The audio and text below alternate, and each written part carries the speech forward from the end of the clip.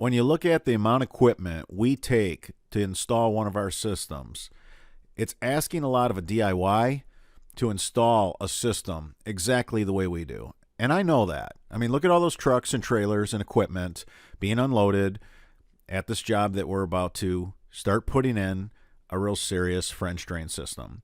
The ones that could rent the track hose, maybe have a couple of friends with trucks, they can do it for sure. And we definitely have a lot of DIYers who have.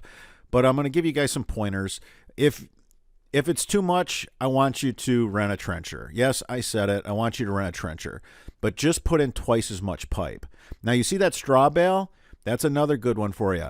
Until you get your system in, if you got erosion issues, throw down those straw bales. And when the water is coming down sideways during these storms, it'll break that, it'll slow it down, it'll break that water up, and that's what you need. You can see how it just cut a groove in the ground. It's just, the forces of water is insane. And then the gentleman was cutting his lawn, he got stuck right there. So, that's how I ended up here, in this backyard. But if you're a DIY and you want to knock this out with a trencher and not all those trucks and equipment, you can do it. Just, you want to do several. Instead of one giant trench the way we do it, make sure you do 3 or 4 back there. And perhaps that's easier for the DIY.